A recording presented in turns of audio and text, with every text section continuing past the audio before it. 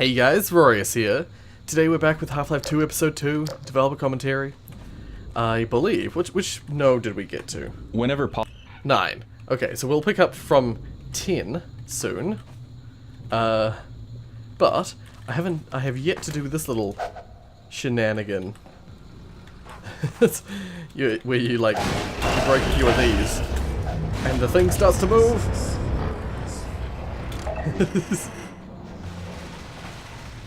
I believe. Finn is a quick thinker and a fast mover. I think you will be very glad you saved those crates. Well, I saved some of them. I believe that whole train setup was part of it was to do with getting you to draw your eye down here because of this whole. They talked about in the previous video opening up this wall to make it, better to view the future things. Well, they opened up the wall and then realized that it's like, oh shit, you can actually see all the way to the end of the area, which is a really cool vista. They frequently mention vistas as a thing that they do as a reward to players. Come on. I was gonna say, you can do that. You don't need me to do that. Oh dear. For whatever reason, I wasn't expecting that. Yeah, if I'm not mistaken, yeah, you got this area where the Antlions are up above, and they, if he's not gonna kill them, well, I've killed them now. I was gonna say they actually attack the zombies in here, which is really cool. I love seeing the fact that they are not friends, It's not like all the enemies against you sort of thing. It's a case of they're just wanting their own thing.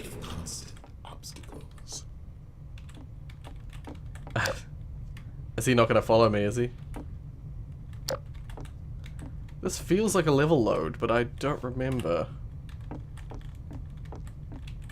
No? Okay. Yeah, it just felt like a level load. It wasn't actually a level load. Ooh. Oh.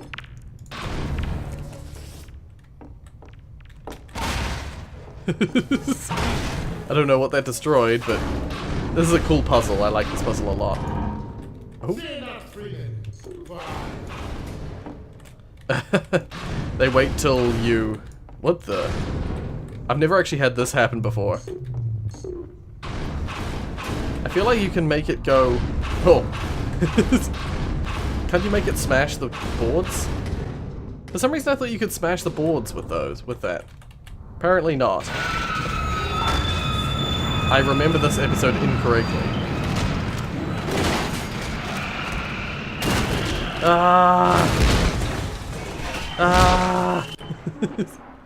Shit.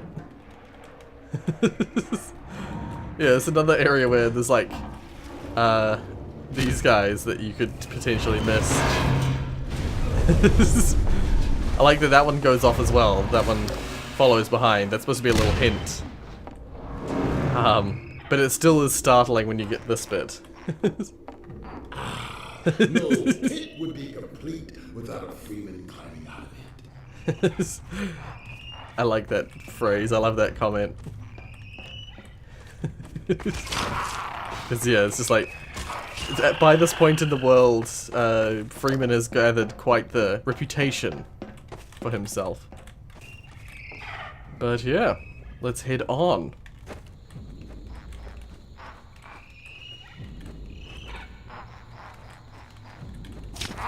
This is a really cool open section. This is the middle of that vista that we saw before.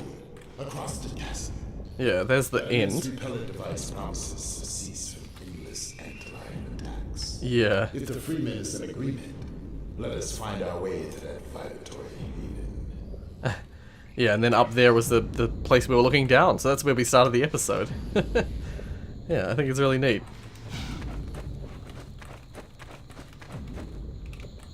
Okay. Yeah, this is one very, very large level. A lot of space you travel. But yeah, so there's a whole lot of those grubs around there that you have to snipe. You can't actually literally step on them. Yes.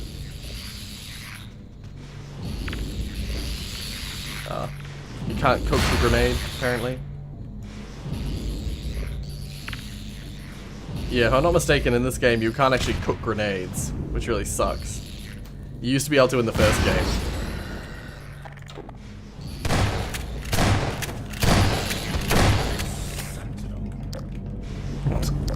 He says that right after I got hit in the face.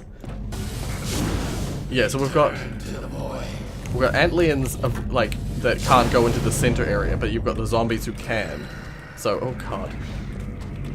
You got this interesting combo setup where you've got to be careful of one thing in one place and then careful of another thing in another place. Yeah. I'm just wandering around to get some ammo. I believe it's a never-ending swarm until you press this button. Nope. The idea is that you're supposed to go down here to avoid the antlions. Antlions. They blew up the barrel. Those bastards. Yeah, so you... as I keep getting interrupted, you trigger the elevator, wait in here, fight off the enemies, and eventually it'll arrive down and we can travel up. Yeah, the antlion worker guys, they are the exception, where they don't need to go in here to attack you, so they can still hit you from outside.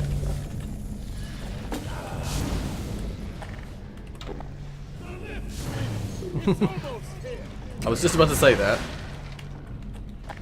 Yeah, and then you always go in first and leave Mr. Bort behind. No! God damn it.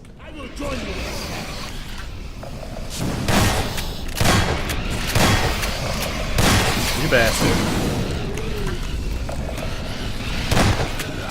Yeah, they desperately try to kill you for some reason. They keep flying up to try and hit you. Like that. Oh man, I didn't know they could actually land in here. But yeah, he somehow finds his way onto another platform, which I always found very strange. And if I'm not mistaken, oh, I nearly walked off the edge. They can't reach up here, so there's now like an eternal battle down there between the two. Well, I want to listen to this node, but the loud antlions might make it difficult. Observe how they fight on below, heedless of our escape. Yeah, because they're both like... But we must not forget the gravity of our errand to heal the expanse. You know, they're both sort of like hive mind type enemies. Or mindless. Hive mind / mindless enemies. So... oh, that's gonna be making noise now as well. God. Just endless sound. How am I gonna listen to this? I'm gonna have to get it and run through the door. I'll quick save it. The Vorticon's Dispel attack is a radial explosion that takes out a swarm of antlions. It looks most impressive when seen from above, but that's not a perspective the player gets very often in the tunnels. Yeah. We designed the exit from this battle purely to give the player a view from above so the Vort could put on a show. Yeah. Once again, there's so much noise in that previous room. Let's listen to this one now. Originally, this room came directly after a long stretch of combat with antlions and opened up into more of the same. Right. Players who opened the door were faced with another swarm, which they were expected to clear with a whole bunch of handy grenades. However, most playtesters were fairly tired of antlion combat at this point, so we decided that a complete break from antlions would be an even better alternative to blowing up more of them with grenades. Yeah. A poignant scene. An eternity's repose. It brings peaceful thoughts, does it not? What, the sweet release of death? That's what he's talking about. I get it. I guess so, I guess. Okay. What have we through here? I know it's a break, but... The ancient. Retrieving the extract may not be unchallenging. The double Guardian's negatives. presence guarantees an awareness of larval clusters. They are commonly posted near the young. Okay. Yeah, use double negative there, that was weird. A glimpse of the Antlion Guardian in this level sets up anticipation for the more extended confrontation in upcoming areas. The player needs to know what he's getting into so that the Vortigaunt's warnings will all make sense. Yeah. So yeah, you just got a little glimpse of him. I thought he was actually going to come through and we're going to have to run. I was mistaken. Up. Level load. Yay. Wait, no. We don't have all the nodes yet. This better not be a level load. It isn't. Okay. I thought it was a level load. My bad. I was wrong. I don't think I can use... I can't trigger that just yet. Where's the Vortigaunt? Where the hell did the Vortigaunt's not following for whatever reason? Hopefully... Oh, there he is. He teleported. But, let's listen to this. For most of this episode's development, there was a counterweight puzzle in this area, one the player had to solve while under attack by antlions. Although it was a clever puzzle, we felt the underground experience was already long enough, so we removed it and streamlined the path to the nectar. Having too many obstacles made it hard to keep up the sense that recovering the nectar was an urgent task. Right, yeah. Because you're on a run, you know, you're on the rush to try and get this sample, this larval extract. But if you're constantly being stopped, then it doesn't seem like it's like it diminishes the player's memory, I guess, of the urgency of the puzzle, of the situation. Okay. Oh god. That was a combination of oh god and oh dear at the same time. Oh door. I feel like something comes down this way. The extract aroma is weaker here. Right. The combat has stopped now that we've left. Or is that a different area?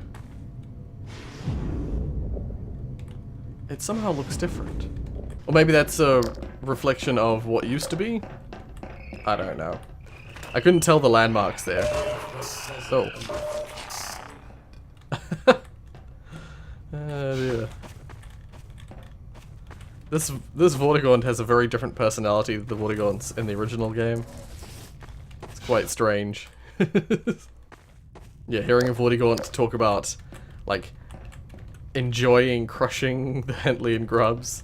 It's weird. Well, here's another elevator. Wind from below bears the scent of extract. The stuff we seek lies at the bottom of this pit. Right. This shaft connects to the chamber above, where my kin sustain. Yeah, that's right. Alex Vance. Once we have the extract, we can rejoin them quickly, provided we can restore elevator function. Right, yeah, so this is like a... How shall we descend? It's kind of implied that you could have used this elevator if it was functional at the time, but because it's not functional, we can't use it yet, and we couldn't have used it at the start either. But let's listen to this. Until we added the wooden landing here, players were very reluctant to jump down into the elevator shaft. Yeah. Some playtesters went all the way back to the previous level looking for another way down. In the days of Half-Life 1, we depended on players jumping willy-nilly down every elevator shaft they encountered. But over the years, they've learned to be afraid of the things we tend to put down there. Nice. Yeah, see, changes in the style of play, I guess, have altered players' expectations of puzzles. Does this fall? I feel like this collapses, or maybe the bottom one collapses. Yeah, I think because without this, if you didn't have this here, you got the elevator shaft. Maybe, I think if they had this here, and not here, you know, just had one down here, I think I would still find it, because it looks like a place it looks like a landing zone. I actually I would feel probably better with it just being that one down there. I don't know, that's just my mindset. Yeah, I found it pretty quickly though, so, I don't know. Maybe I'm just talking shit. Yeah, this one collapses just a teeny bit. Bravely Oh, done. completely. When you reach the lower chamber, You must find a way to summon me. Yeah. Yeah, there's luckily, very luckily, there's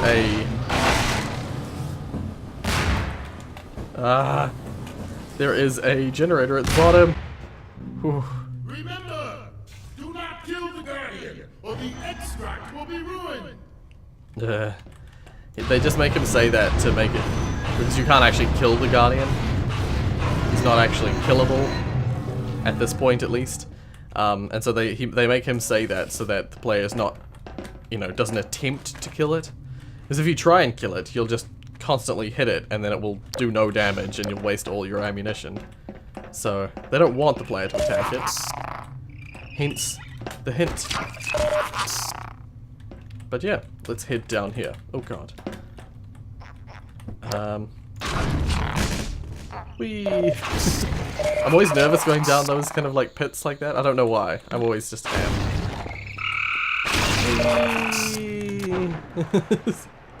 Yeah, it's actually impossible to go through this area without killing at least some grubs. By design, as we heard in the previous episode.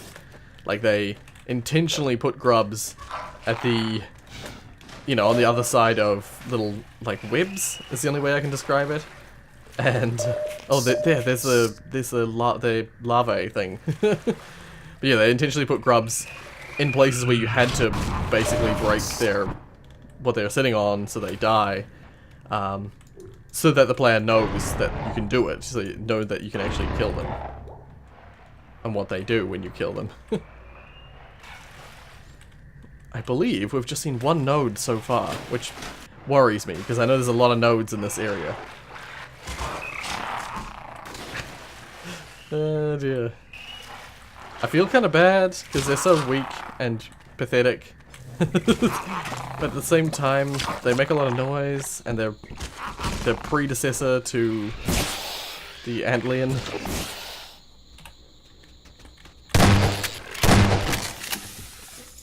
Okay, I'm pretty sure there's another one. But before we do that... One of the major graphical enhancements we made to the Source engine for Episode 2 was the addition of shadow mapping for the player's flashlight. This allows the flashlight to cast soft, dynamic shadows into the world, adding realism and drama to the scene, particularly in dark underground areas like this one, in which the use of the flashlight is required to navigate the space. As you move around, notice that all objects in the world cast and receive realistic shadows from your flashlight. Yeah. And I love the what they were talking about before, which is the like self-shadow stuff, the shader effects. It's really cool. I heard that. There we go. Just casual, taking a casual stroll down here. Making sure to kill any Antlion workers as I go. Cool. I'm gonna check in here to see if there's a node in here, because this is a area that I usually always go, but I don't actually remember. Oh? It sounded like the Guardian spawned, but maybe not? Whatever the case, let's listen to this. Early versions of this area had serious problems. It was brutally punishing and unfun. We were trying to make an experience about timing and tension, but playtesters perceive this as another boss battle. But without physics and explosives, there's no way to kill the Guardian. They would empty all their ammunition into him and die horribly over and over before giving up and running away. They hated it. Yeah. Our first solution to this problem was to add an arena immediately before the maze, where we hoped players would use up most of their ammo and on headcrabs and barnacles and not even try to shoot them. Right. But clever players managed to lure the headcrabs into barnacles and rush past while the barnacles were feeding, arriving in the Guardian's lair with plenty of ammunition and, again, the false impression that they could kill the boss. In the end, it was necessary to have the Vortigaunt tell the player, remember, do not kill the Guardian or the extract will be ruined. Yeah. Therefore justifying why you wouldn't be able to do what we didn't want you to do and what you couldn't do in the first place. This area is really fun now. The battle is almost exactly like the original layout. The big difference is that we're communicating our expectations to the player, rather than having them learn by dying. Yeah. I don't know why some of them keep cutting off early, but yeah, exactly what he said. It's exactly what I was saying before, where it's like they you can't actually kill the Guardian, and so in this final solution, they had to tell the player that. They usually talk about wanting to show the player, to not tell them, but in this context, I guess, yeah, clever players will always find a way to ruin their efforts to, yeah. I think it's really funny that they tried to make the player run out of ammo. Like, that was their method. Make the player run out of ammo, and that way,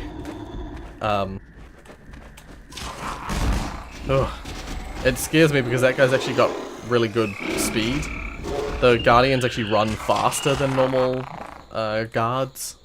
In Half-Life 2, the Antlion Guard was originally meant to be a sort of super bug bloodhound that pursued the player through caverns and harassed him while he slipped into small spaces to hide. Yeah. While we never realized that design in Half-Life 2, this scenario is, for the most part, exactly what his original design sought to accomplish. Oh, okay. Over the course of many years of production on various titles, we found that ideas often go away into the ether for years or more, only to resurface and thrive in a new game environment.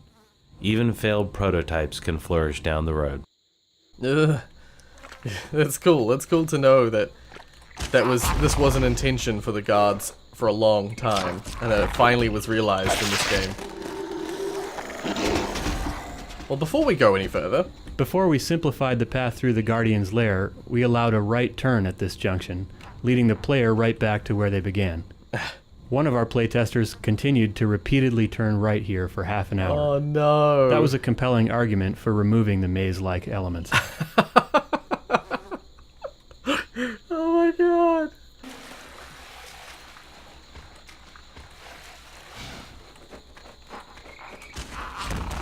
I know I did get lost, actually, in this area when I first did it. I seem to recall being stuck and not knowing where to go. I couldn't find the exit hole or exit location.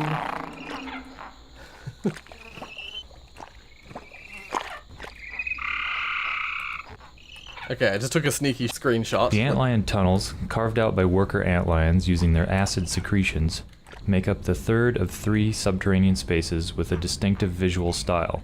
Man-made mines and natural cave formations being the other 2. The presence of crawl spaces was dictated by game design, but they evolved into chambers that fit logically within the life cycle of the antlions. Right. Here, the young grubs can develop and feed in safety, although, conveniently for the player, they cannot digest useful items such as health kits. Yeah.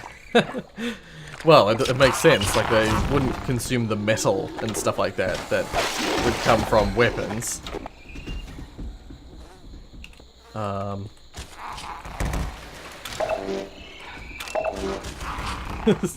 Yeah, they wouldn't consume weapons, and they wouldn't consume, like, a plastic health kit. Wouldn't be particularly nutritious to them. So, yeah. I think that's really cool. I actually love the design of this area, generally speaking. This is probably one of my favorite areas, despite the fact that I don't usually like this kind of environment. Kind of like lots of crawl spaces and not a lot of freedom of movement, I guess. But let's listen to this. One change we made to Episode 2 was to decouple the flashlight power from the suit power. Playtesters constantly had their flashlight on during the guard chase sequence and were unable to sprint to safety because the flashlight drained their suit's sprint ability. We wanted players to be able to outrun the Guardian with their flashlight shining. Sometimes we are forced to make trade-offs between conventions we've established in earlier installments and gameplay we need now.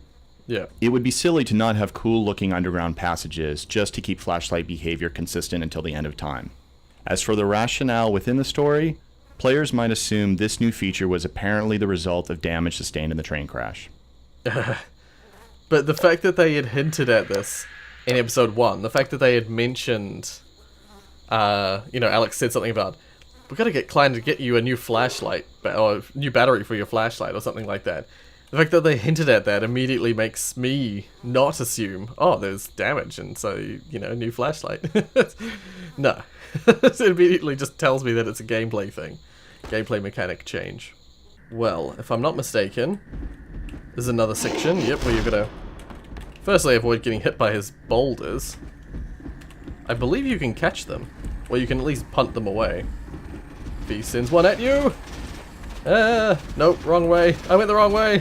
No! No! Ow! What? He insta-killed me! What? What the? I don't think that was supposed to happen. Well, that was weird. Okay, let's not let that happen again. But first things first, I want to test this. Okay, you sort of can... You can sort of repel it. But...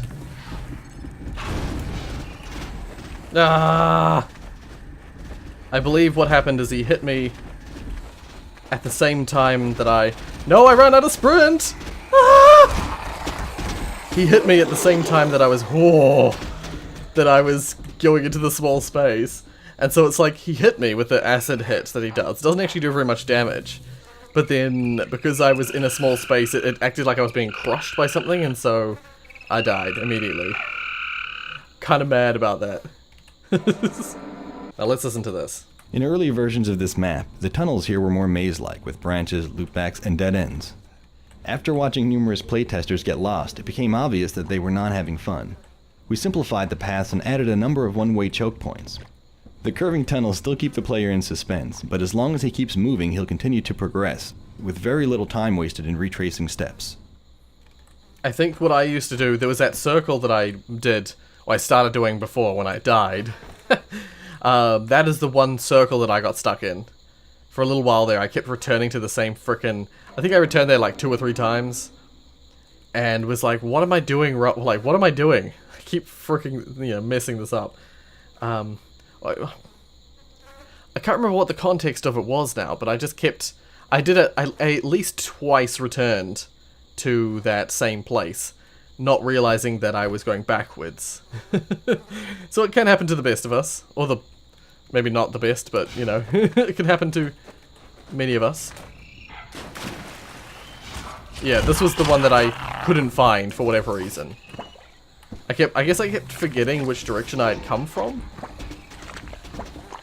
I don't know. Or maybe it was the fact that this, if I'm not mistaken, this is the end loop.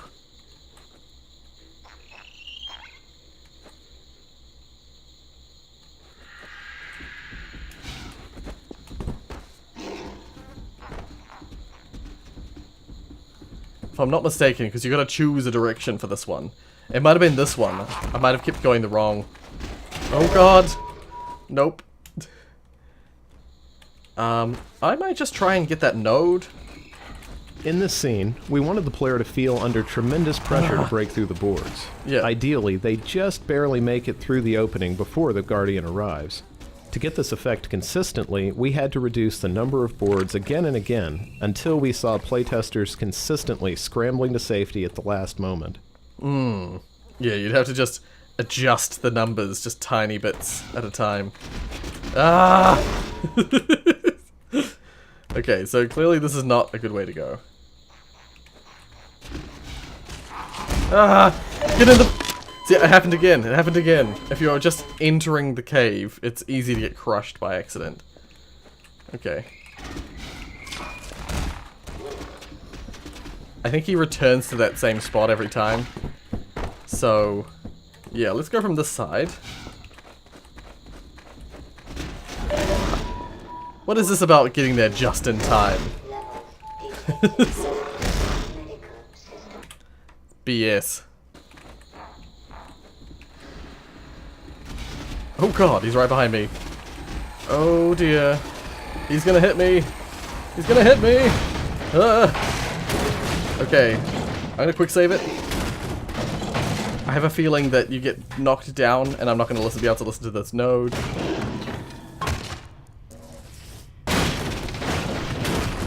Hello. Cool. So I'm just down here so I can still listen to it. Cool. Let's listen. In early versions of this map, the player was allowed to drop straight to the bottom of the shaft. Nobody ever saw the Guardian break through the boards. Therefore, we added a small floor area and required the player to turn around to break more boards, making it much likelier that players would see the Guardian's attack. Yeah. What's interesting is I always just let the Guardian do the breaking. Because it'll do it itself if you leave it to it. I'm just now curious, have I missed one? Okay, no, I had a look and I had to look back a little bit, and apparently we missed none of them. So let's keep going, and let's listen to this before we get any closer. One of our toughest jobs is tuning for difficulty. There are all kinds of ways that sloppy game design can make players miserable when they're supposed to be enjoying themselves. If the player is laughing as he dies, it's a good sign. It means the death is perceived as part of the entertainment experience, that the player died fairly and not as a result of poor design. But if the playtester is beating his head on the keyboard, we usually take this as a sign that there's still work to be done. Right, yeah. There's definitely a lot of developers who could hear that and learn a little something, I think. Because that's the thing, is that you'll notice that frequently, God damn it, frequently when I've died in the last few times, it's usually, I usually laugh my head off when I die. Although, to be fair, I still don't think the dying when trying to enter the cave thing, the insta-kills, I don't think they're proper. I think they should have been a little bit more ironed out, perhaps. Because yeah, while I respect the hell out of Valve and their design decisions and things like that, they're not perfect. No one's perfect. I think another one of the grubs that I missed was one that was underneath one of the elevators. So like, this elevator doesn't have one, because it's different, but one of those lifts. Down below. Activate the elevator, that we may reconvene. Yeah, I actually really like this room, because it's like a classic puzzle room. Get rid of that guy before he grabs me. Classic puzzle room with plenty of, like, supplies to restock you from all the battling you've been doing before. You know, you got lots of these, but they're also got little traps and stuff in them to make them interesting. The puzzle is relatively simple-ish. I think, I actually did take a while to solve this. I could see that there was a cog missing. But it took me freaking ages to locate where the cog was. One of the things that did sort of mislead me was I was convinced that it would be in one of these, I'm gonna kill this guy real quick. I was convinced it would be in one of these things. So it did take me a little while to figure out that I had to grab this cog. I don't know which one's gonna be first, but we'll listen to this one first.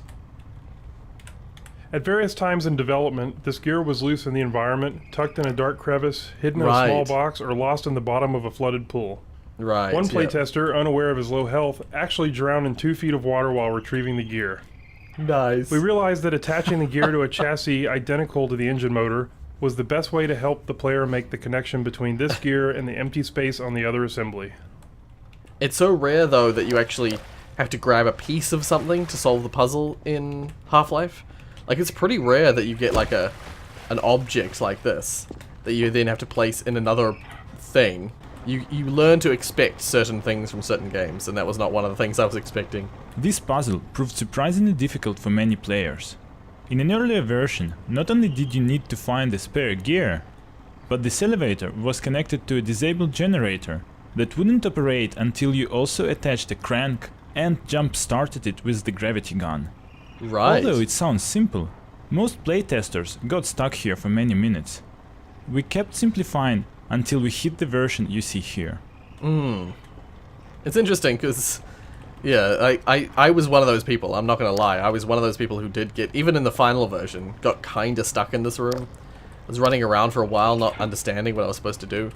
And it's, yeah, as I said, purely because of what that learned expectation of Half-Life. Kill this guy before he grabs my frickin' gear. Cog. There we go. Yeah, so instead of having the jump start mechanic and everything like that, they've just got this instead. But yeah, so then we have to just press this, and it calls the elevator. I descend. Nice. Abide a moment longer, Freeman, that we may proceed together. Yeah, well, I can't move on without you, so. Freeman has done his task magnificently. I like how the Vortigaunt always praises you. Scent of right perfection beckons. Follow, Freeman, while I track you to the source. Yeah, the You have people. done the hardest work, admitting entrance to this chamber. Truly, the life of Alex Vance is in able hands. They flatter the hell out of you. It's funny because it doesn't seem as good. It doesn't seem as like genuine when a human character praises you, like when you hear the citizens saying, "Yeah, go Gordon Freeman." It doesn't seem as genuine as when you hear like a Vortigaunt say, you know, "You've done excellently." It just feels so much better to be praised by an alien than to be praised by a fellow human. Yeah, here we go. Is he gonna start straight away? Yep. I'll wait till the end. Such a heady aroma.